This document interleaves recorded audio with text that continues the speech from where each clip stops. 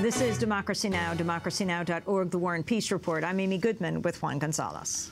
We turn now to the debate over immigrant rights. The state of Alabama became the latest flashpoint in the debate when it enacted a new law, HB 56, that requires police to arrest anyone they suspect of being in the country without legal status. It also prevents courts from enforcing contracts involving undocumented immigrants and allows public schools to determine the immigration status of enrolled students.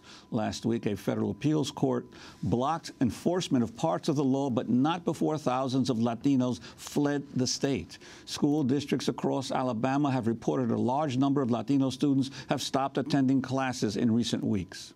Last Wednesday, a number of plants and other businesses in Alabama were forced to close their doors after Latinos across the state staged walkouts and protests of the state's anti-immigrant law. In a minute, we're going to look at how this fits into the Obama administration's handling of immigration enforcement at the federal level. But first to Birmingham, Alabama. We're joined by Isabel Rubio, Executive Director of the Hispanic Interest Coalition of Alabama, a member of the steering committee of the Alabama Coalition for Immigrant Justice. Her group is the lead plaintiff in one of the lawsuits against the Alabama law. Isabel, welcome to Democracy Now! Parents keeping their kids home from school, laborers fleeing the state. Explain what is happening and what the law actually is saying. We are in a state of humanitarian crisis here, really economically, civil rights, and humanitarian crisis. I can't even begin to explain to you the level of fear and chaos that HB 56 has created in the community. And you're right, we were relieved that the 11th Circuit did enjoin the provision that put school officials in the position of enforcing federal immigration law, but you know, we have had hundreds of students who have been pulled out of school, whose families have moved. And the thing that's critical, while all children have a right to an education, we are seeing U.S. citizen children who are being pulled out of schools here in Alabama because of this law. And also, the circuit court did uphold the portion, the "show me your papers" portion of the Alabama law, which would obviously mean that this whole issue of "show me your papers" is going to go to the Supreme Court as we're getting different rulings in different federal courts.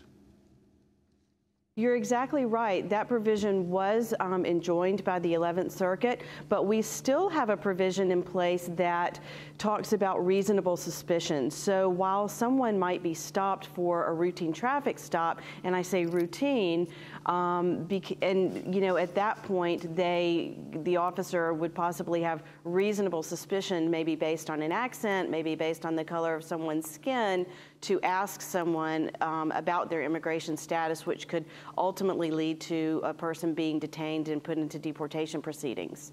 And can you talk about the movement against Governor Bentley's law, the significance of these walkouts, of the kids leaving school? What's happening throughout Alabama now?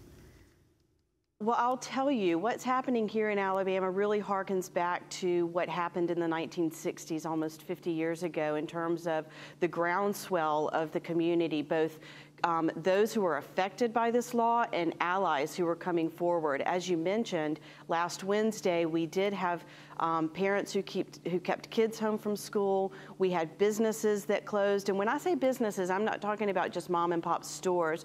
I'm talking about chicken plants who weren't able to open because workers didn't show up for work. And we are having allies, as you mentioned, the Alabama Coalition for Immigrant Justice. That is a broad statewide coalition that's made up of folks from the faith community. We have got strong partners with the African American community there through the NAACP.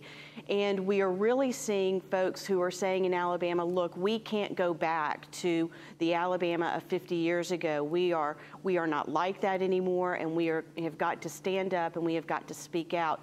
So it's really, on one hand, very heartening to see people who finally are being pushed into action because of the egregious nature of this law. And we will continue.